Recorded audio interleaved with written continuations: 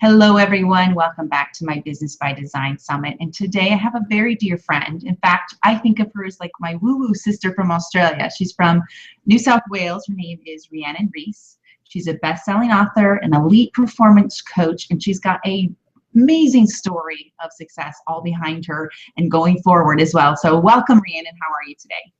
I'm great, Carrie. How are you? Thank you so much for having me on your show. Exactly. Internet's the way to be.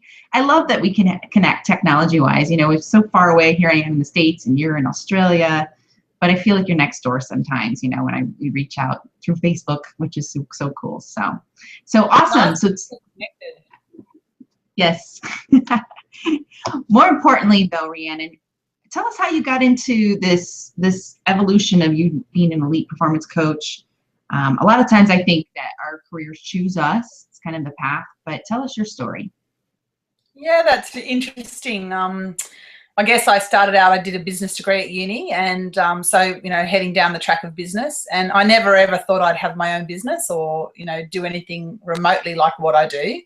And sort of a series of events, really and truly. It's funny how the people around me saw that I was an entrepreneur before I saw it. Like one of the very last jobs I had, I was managing a spa, which is, you know, a health retreat, and very interesting because you're actually trading in emotions, like making people feel good. So I've got some really wild and wacky stories from that, which I can't share on this show, but, you know, they're quite funny.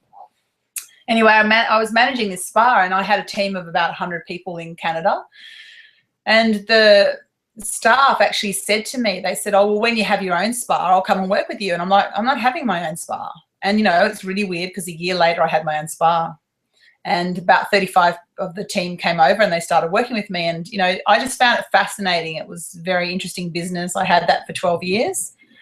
Basically that went down the toilet. I lost everything. I lost my marriage, my business, and my mind, all within a couple of months of each other.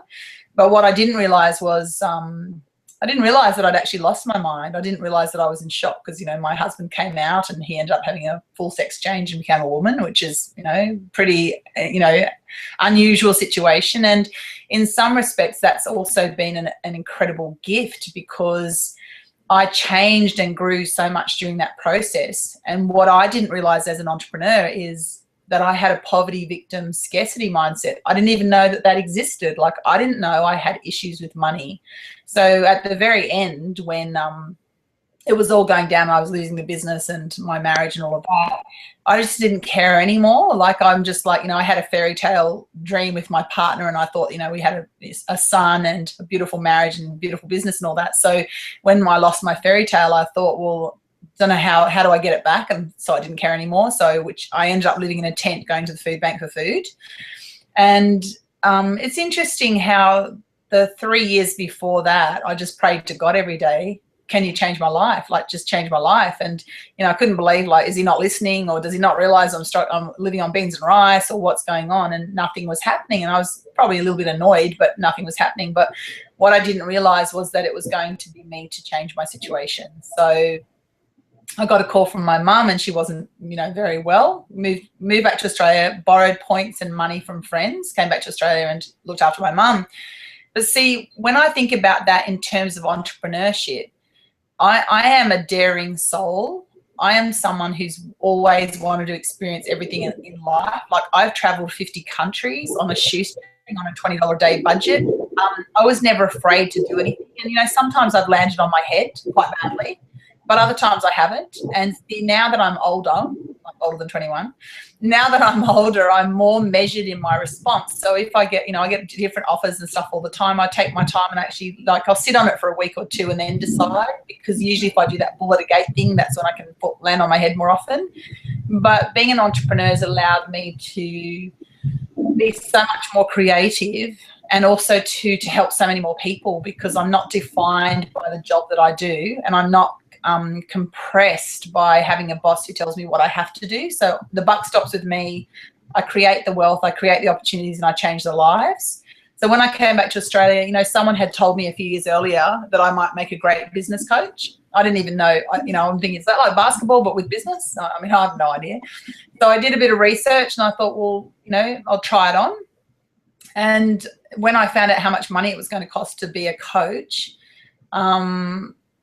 at first that was a bit of a stumbling block, but I did get through it. And it's all these hurdles that you overcome that give you more of yourself, that enable you to become the entrepreneur, that also allow you to give greater contribution. Like, I think any entrepreneur is the most daring, brave person I know, because it's easy to stay in a job. And sometimes people do have to stay in a job because they need to pay that mortgage payment. They want the security and they don't need the stress of being an entrepreneur. Like, yes, it's stressful, but there's other people who need to be creative and need to experience all facets of themselves to become a coach. Like, so I spent the next 7 or 8 years learning to be a coach, and there wasn't a course that I didn't do. I spent all my money on my head, coaching courses and all that, even before I bought a car. Like, I was still wearing my mum's clothes to work. Like, I've upgraded now, but and the rest is history. Like, probably by about my 3rd year of coaching, I started to make it, and in the last 3 years, like since I put out my first book, now I've got my second book coming out. It's really easy, and I guess I look at my path as being an entrepreneur as there was no other path. I had to take this path. It's a soulful journey. I'm a heart-centered entrepreneur. This is the path I needed to experience. This is the path of greatest good. And I guess I listened to myself. I listened to that little inner voice that said, take this journey, even though I was so afraid to take it, because, like, God, like, what if it doesn't work? But, don't you feel like that when you're having a child, like you're pregnant, and I know you're a beautiful mum too, and you're like, what's happening? How does this work at the end of this and all that? Well, it's just a journey. And I think that you have to follow that path. So, that's what I would say about how I became an entrepreneur. And now I'm very blessed. My life's very easy. So entrepreneurship's like being pregnant? I'm kidding. In a nutshell, yeah, except, it's a little longer than 9 months. A lot longer. There's definitely some growth along the way. It's very interesting, though. I mean, I'm sure you would agree you're unemployable right now. I mean, the thought of going backwards. I have a boss. There's no way. I am totally unemployable, absolutely. Like, I probably couldn't even get a job as a receptionist. I mean, I'd last maybe a day. I'd be flat out drinking coffee. I probably couldn't get that right either. Like, no, I'm unemployable, absolutely. I could probably do the squeeze. That's what cracks me up. Everybody I ask that's on this summit is like, oh, no. They would fire me the first day. In fact, one guy I interviewed who said he actually begged to be fired, like, just fire me already. Fire me before I take the job, I'll feel better. Exactly. I can explain it to my wife better than quitting. Yeah. No, it is a sense of freedom. And you and I have very similar personalities. We just are so out of the box. And I always say, totally out. If the farther outside of the box you go, the better you can read the directions on the box, is how I look at it. Yeah, good point. Exactly. So when you first started out, talk about the mindset piece, because that's really big. You said you invested a lot on your mindset. Kind of explain a little bit about that, because yes, the fear shows up always.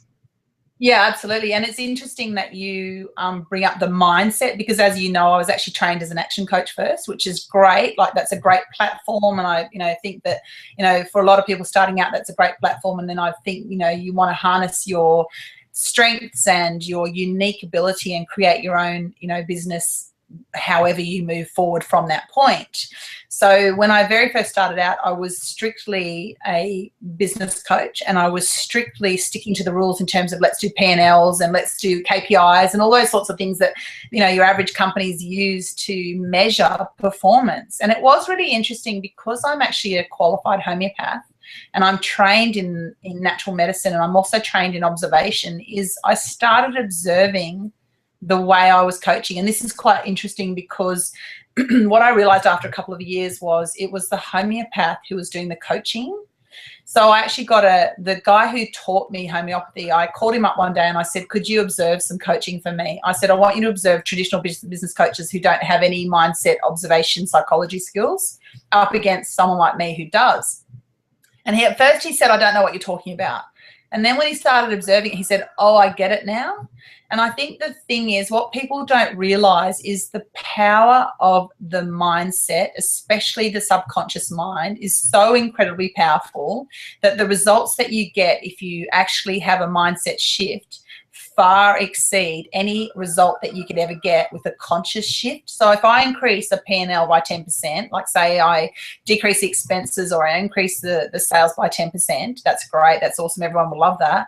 But I could do something really small with the mindset, and I could actually add thousands of percents to that business, because the shift is so incredibly expansive. And I mean, I guess the best idea I could give you is, I'm going to give you a little example of that, is I have some farmers that I coach, and all my farmers are beautiful, like they're salt of the earth people. They're gorgeous, gorgeous people. And this particular couple, they were really struggling to pay their bills, and they've got family, they've got kids. And they, I just asked them one day, I said, how much do you make per kilo of beef? And they said, oh, $4 a kilo.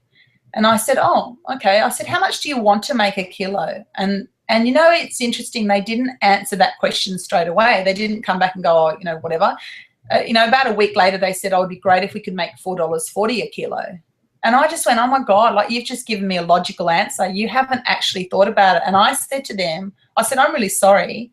Obviously I haven't phrased the question properly, because I asked you how much you wanted to make, not what's your logical answer to that question.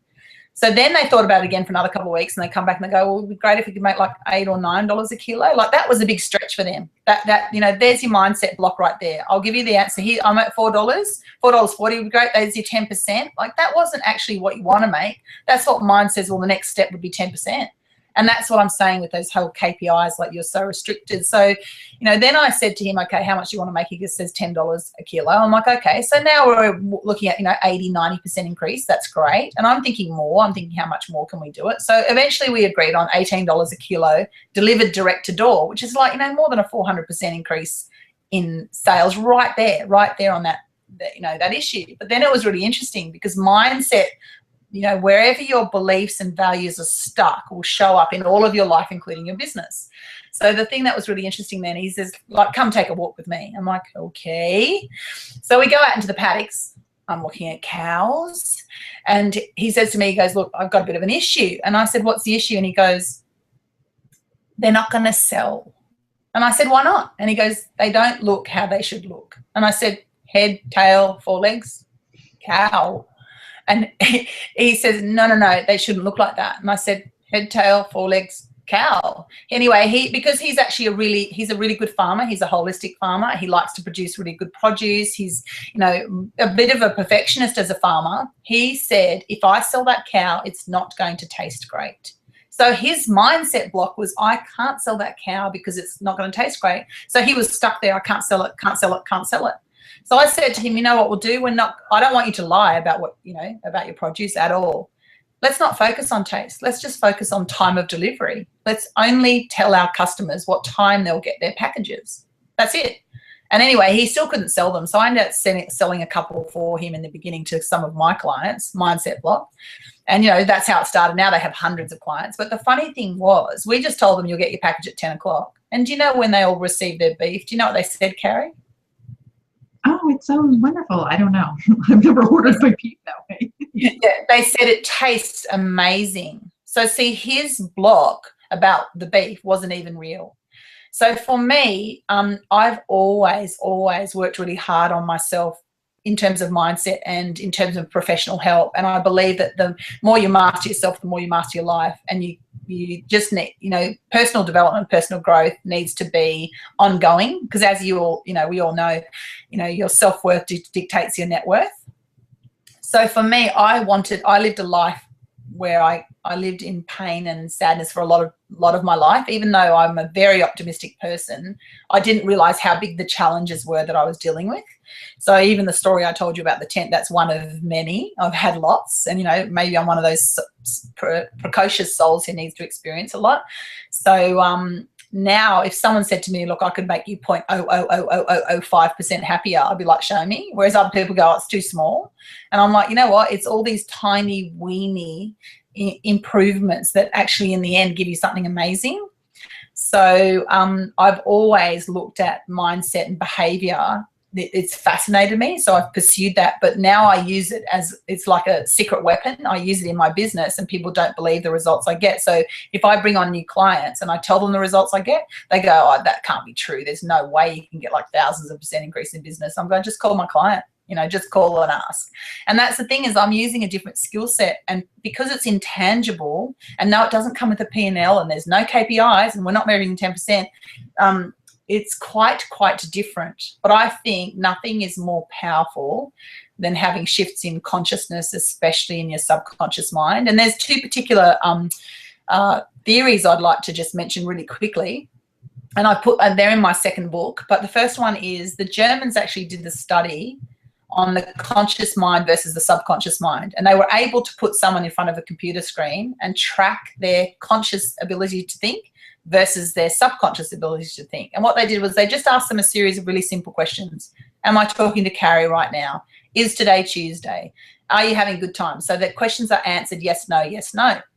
So how fast do you think the conscious mind answered the questions, Carrie? Oh, no, pretty quickly, I would think. Yeah, like within a second, yeah? Like, am I talking to Carrie? Yes. I think so. I think she's there,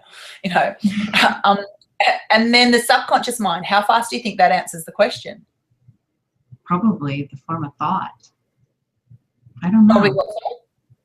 It's either slower or faster. I really don't know, to be honest. So that's it. So the subconscious mind answers the question before the question's asked. So if the subconscious mind is all knowing, who do you want to captain the ship? So, and again, it goes back to, the Aboriginals have, the Indigenous community in our country have a theory about the way the brains work in the body. So they have 3 different brains they talk about, which is the gut brain, the heart brain, and the brain brain. Now they call this tiny little brain, they call it Nundupro. And that translates to tangled net. So why would you use your tangled net, like a tangled fishing net, without using your heart and your gut instinct as well? So if all 3 don't work, it doesn't work. And I think sometimes we use this way too much, and we're not connected to this and other things. And so that's going to impact your performance as well. So when I'm coaching with my mindset, I'm looking for improvements every week. Like, how can I improve this, improve that? And of course it's improved my life too. Like, my life is so easy. I'm probably the happiest person I know. My life is ridiculously easy, but I decided to focus all my energy on that because it wasn't working, because I wasn't happy, because I had money issues. I didn't have a home. I couldn't feed my child. I couldn't buy him clothes, couldn't give him a swimming lesson. So I wanted a different life, and I was, by hell or high water, I'm having a bit different life. Whereas, Carrie, when people get too comfortable, they go, yeah, I'd like a better life, but, I quite like this lovely house I live in and the pool and whatever. And they actually aren't uncomfortable enough to make the shift. And so I've been really blessed to have all these tragedies which have pushed me down a path that's given me just amazing happiness. And that's what I like to teach and share now, is how to be happy, really. But mindset's everything in my work. It's 80 or 90% of what I do. And most of my coaching is all about making money, which is really interesting, because I'm creating all these millionaires working on mindset, working on things that shift performance. I'm taking like elite athletes or, everyday people or mums or farmers or whatever, and taking them from here to there, creating champions, basically. I love it. Coaching really should be 80% mindset, 20% skill set. I agree. Yeah. You can teach, and I've had this too with clients, you can teach the same strategy to them all day long that you just taught the last client, which worked perfectly. Then you've got this new client and it's not working. So you have to go inward. You have to know the end user might be the challenge. That's exactly right. Because the thing is too, we're all different. We're all so unique. The way we see our world is so different that you can't position the same template, the same strategy with everyone and expect the same result. Like, it's no different to a diet, Carrie. Like, you and I could go on the same diet and we could actually stick to the same food or whatever, and we'd actually lose different amounts of weight. Why is that? Because we function differently. So you can't expect to give the same person the same strategy and expect the same result. It's insane. I agree. No one's a cookie cutter design. Everything's catered to them. That's what I like about, obviously I work with clients privately too, so I can cater everything to them. Faster results that way when we go deep. I love that you coach farmers. I mean, that is as awesome as it gets. Well, that's so funny, because I never thought I would coach a farmer. Because I used to have my own radio show. So I did that for 1.5 years. And lots of people used to call me off the radio show and say, can you help me with my business? I'm like, yeah, okay. So one day I get this guy, he's like stopped in the middle of a paddock in a tractor, and he's just heard me on the radio, and he's like, I'm going to give her a call. I'm like, okay. So I get this call. It goes like this. It goes, hello, do you do farmers? And then he hung up. I'm like, do I do farmers? I'm like, I don't even know how to answer that question. I'm thinking I don't do farmers. But so anyway, he calls back and he goes, do you do farmers? I'm like, well, it's an interesting way to ask the question. Tell me more. You know, so then he just started telling me about his issues and stuff. And I thought, well, I'll give it a go. I had no idea. Now half my clients are farmers. I love it. Because he referred me to the beef farm, the sheep farmer refers me to the beef farmer, refers me to the grain farmer, and they all live in the same sort of area. So I'm kind of like, just have to hop down the road, and it's farmer to farmer to farmer. That's an interesting client visit. Yeah. It was quite smelly sometimes. I was in the yard one day actually helping them with the cows. I'm like, oh, this is not, I don't like this. But no, it's quite interesting. Next is a horse ranch, because you're all about horses. Yeah. Well, the other thing is too, you know, it's interesting, like I work with elite athletes too, and I love working with athletes because I like to be fit and all of that. And I swear my farmers work harder. My elite athletes want it easier. Interesting. Yeah, and elite athletes are used to getting up and training first thing. And yeah, but because the clubs usually take care of so much of their business, like rent their houses and organise this and that and take care of so much, they're not pushed to make it work. But technically, in some respects, because they're all on contract, they expect a paycheck every week. Whereas my farmers, they have to make their money, you know. So it is quite different. I have to push my elite athletes way harder than I push my farmers. Yeah. Well, it takes a special person to be a farmer. I think you already have to have that drive and passion. That's true.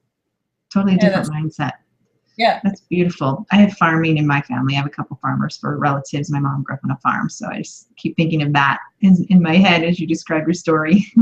What sort of farmers are they? One's a dairy farm, and then another one is mostly crops. You know, obviously all vegetation, some cows, some livestock, but for the most part, it's all fruits and vegetables. Yeah, nice.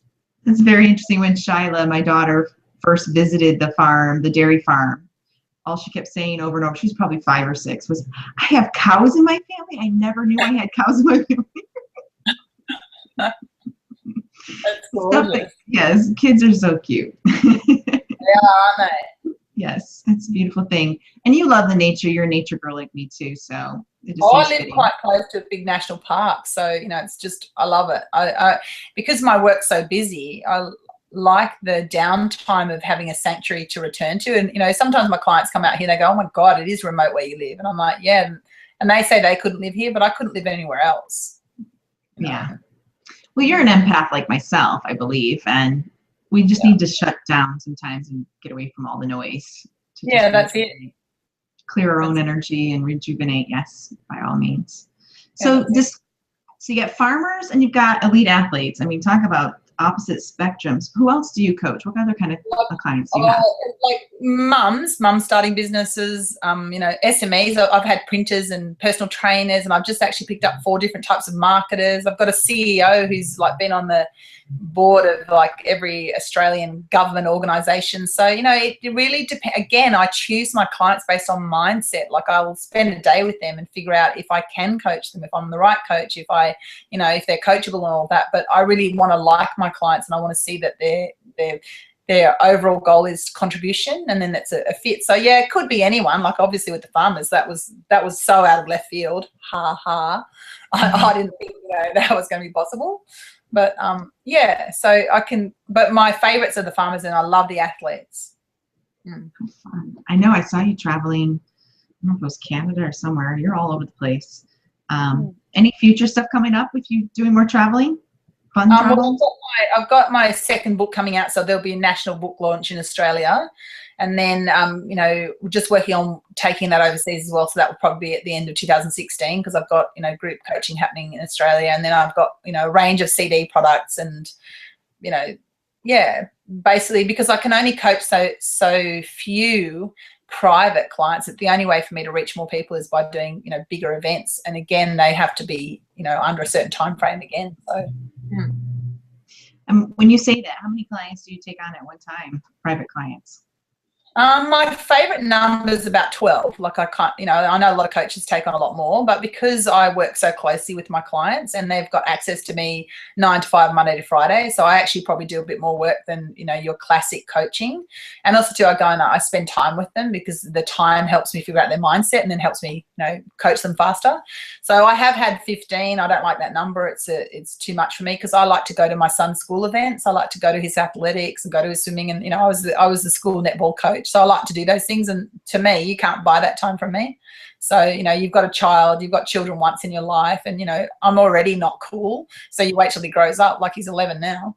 So I've got to make hay while the sun shines, literally.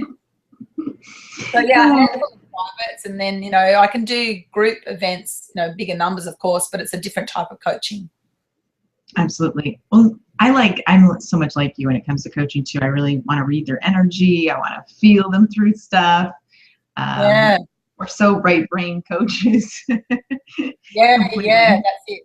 Which is so different in business. That hard energy, that hard left brain logic only, must do this, 2 + 2 must always equal 4, just doesn't work as well. I like the magical energy of manifestation.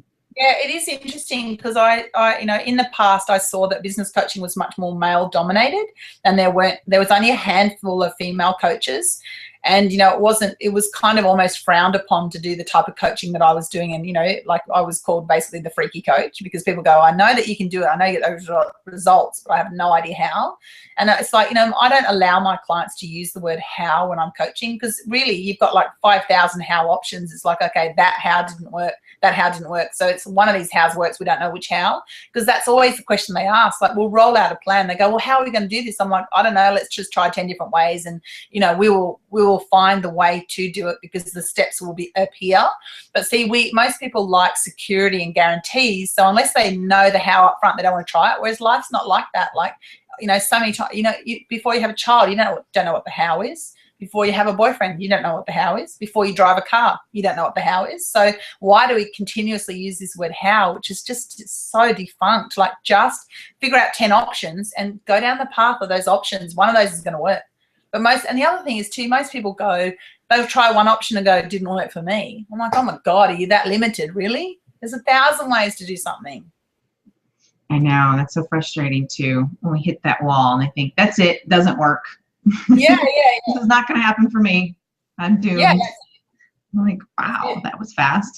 Yeah, that's it. And I think part of that is, we're in a society now where, it's constantly promoted to us a quick fix pill. Like, take this pill, you'll feel like this. Use this cream, you'll look like that. I've tried the creams all over. I still don't look like that. It's not a quick fix pill. It's a process. It's a journey. It's, the journey of 1,000 miles starts with one step today. And that's the thing, is people want it instantly, and it's not going to happen instantly. It's your life is not supposed to be all experienced today. Otherwise it would be dead. The process is to experience life and to experience all facets of yourself and to give and contribute and to serve. That's the process. That's how I see it anyway. I love that. Who wants to experience? That'd be one hell of a day. Yeah, that's it, isn't it? Exhausting. Well, I always call myself the woo-woo business coach, because obviously I know a lot about online marketing. That's my platform. But if I can't work on the person, that's my favorite place, because I know that's where the magic happens. Absolutely. Absolutely does. I'm big into the new moon and setting intentions, and last month's new moon in July, I think it was July 15th. The blue moon. Yeah, we had the blue moon month, and I knew I needed to move. I didn't know how it was going to look. With my past history of bankruptcy, being evicted 6 years ago, all of that shit showed up in my head.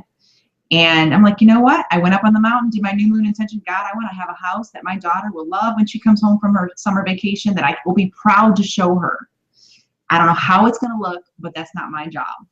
My job is just to have the intention. And that's it. Fell into place so perfectly. We moved this weekend. I've got boxes all around me. You can't see them. They're like hidden. Yeah, I can't. Right now, the house looks nice and tidy. I know. I left a couple pictures up just because it looked kind of empty, but I was packing all weekend. And Shyla comes home Thursday. She comes home Thursday. She flies in. I get the keys Friday morning. We're moving this weekend. I even manifested people to help me. I don't have to rent a U-Haul. They've got trucks and trailers. They're just showing up to help.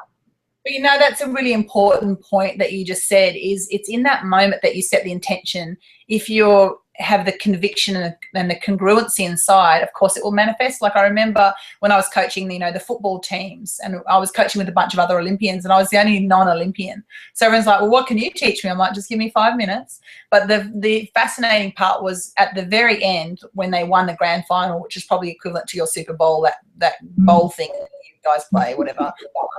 Anyway, but when they won the grand final, they interviewed the two captains of the team, and the captain of the losing team said, we knew it was going to be a fight. So guess what they got? They got a fight.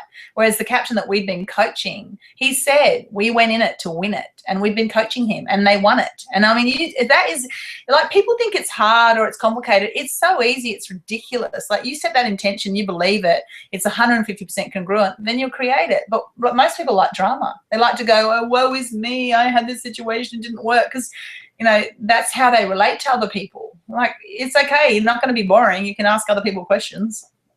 There was not an ounce of drama. It's so funny. It almost was, and I had to watch my own stories in my head, subconscious shit, of, this is too easy. We always say, this is too good to be true, and then we try to sabotage it somehow. But I was like, this is meant to be. This is so in flow. I'm just going to get out of the way, and that's literally how it worked. So perfect.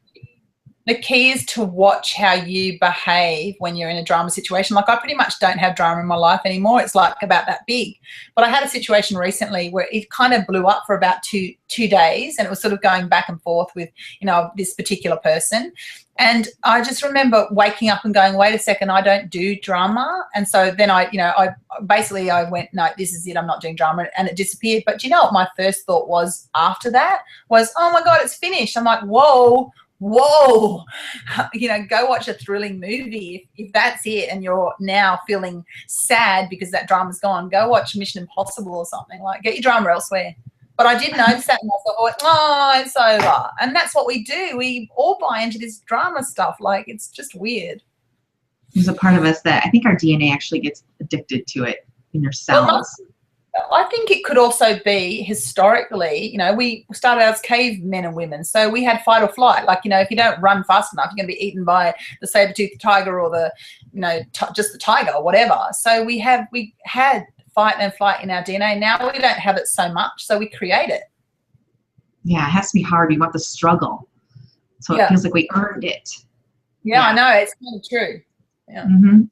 Then we can the tiger ourselves. That's right.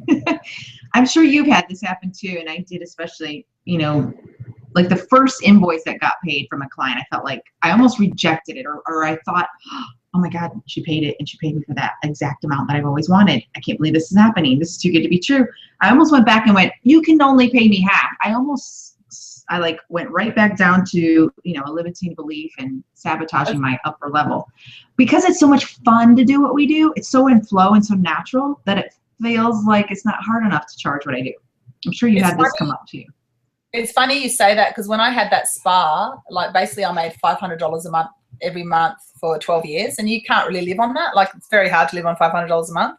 But I was so used to that I was, getting coupons from my parents-in-law and house sitting and, eating beans and rice and stuff, and I just didn't think anything of it. But I remember when my coach said to me, don't you want to make like $5,000 a month? I literally had a physical reaction. I literally went, like, because it was 10 times what I'd ever made, and I just it just seemed so huge. Whereas now, like, my fees are like just so through the roof, it's ridiculous. And I think of it in terms of a color, like, that's just purple. Like, would I want less grass on my lawn? No.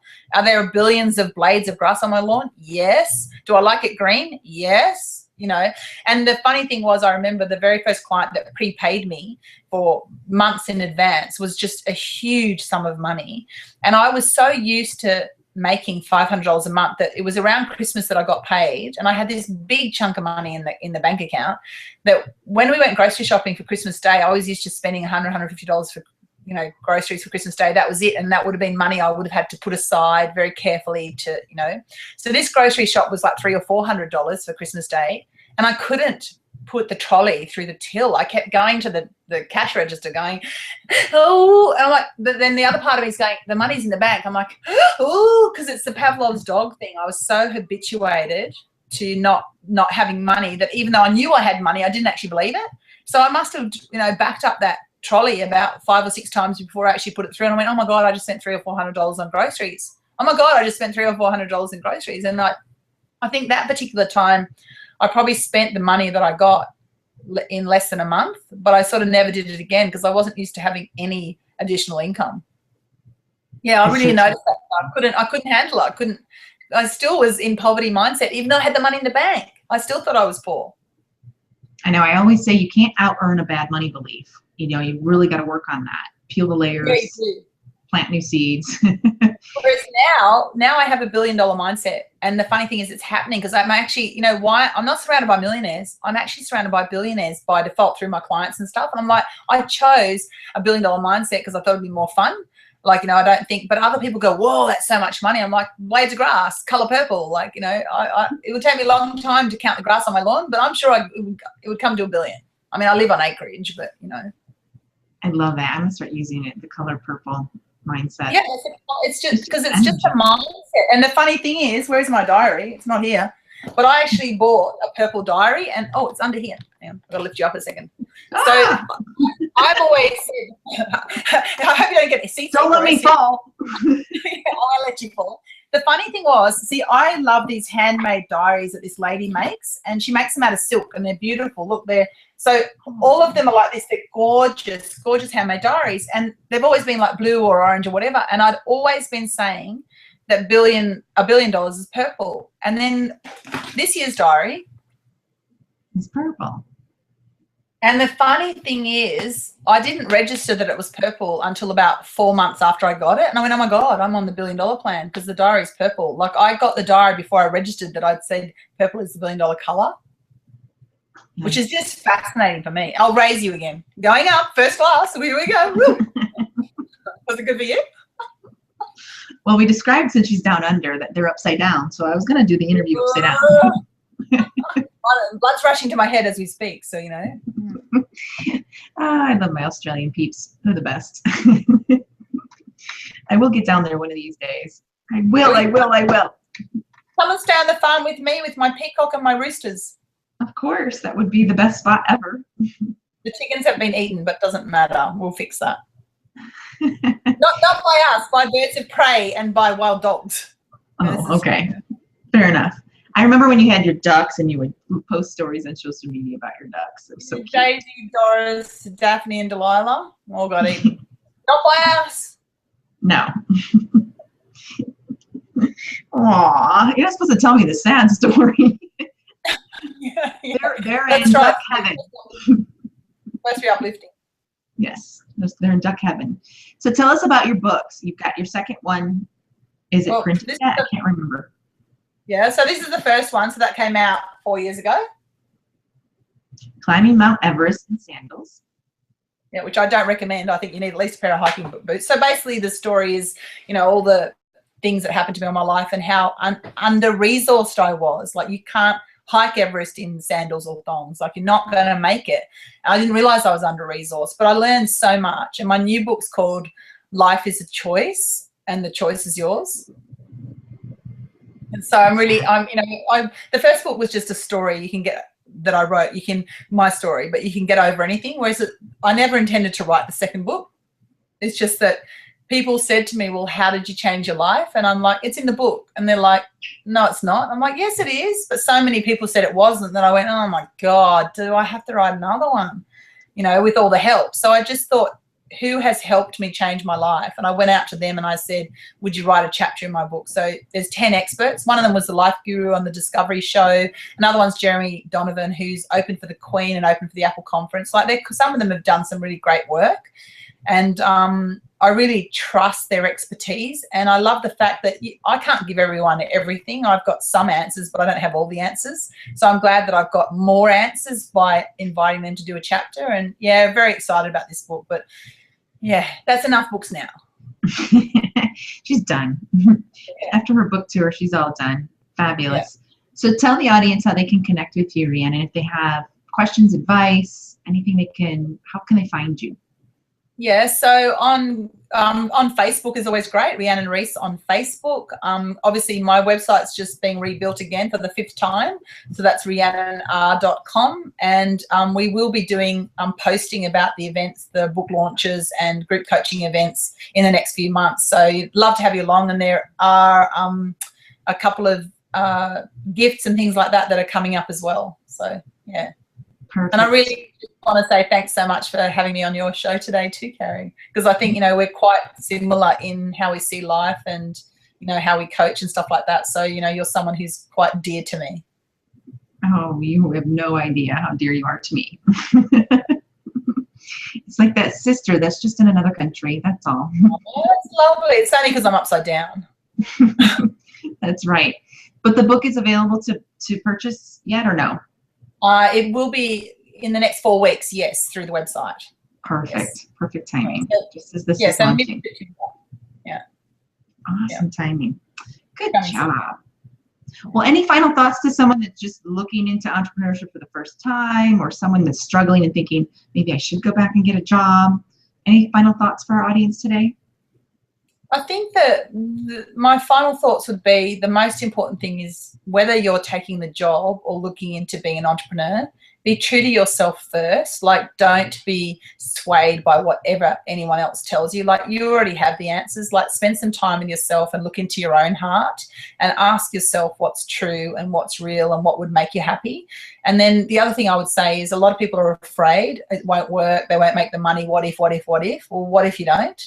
And I think at the end of the day, like when you're on your deathbed, you're not going to say, oh my God, I failed. You're going to say, wow, what an amazing life I had and how many experiences was I able to live through? And I just don't be afraid. So be true to yourself. Don't be afraid. And you know what? Dive in. There's plenty of people who can help you. And there's plenty of people who have businesses and who have done it before. And of course, there's coaches and there's mentors and there's groups and things like that. There's lots of books. Yeah, and above all, have fun and enjoy yourself. Like, you know, it's most important. I think fun is the best vibration on the planet. It just attracts more fun. So I haven't noticed that with you at all. I know. Shocker. Yeah, I mean, I don't know. How did you get that boring? I know. It's in your vocab, is it, Carrie? That's me, the boring one. Yeah. Where is that bottle of champagne that just pops itself? That's Carrie. Oh, that's the best description ever. Oh, yeah. I'm like the color of champagne too. Just a little bubbly and everything. Yeah, pretty much.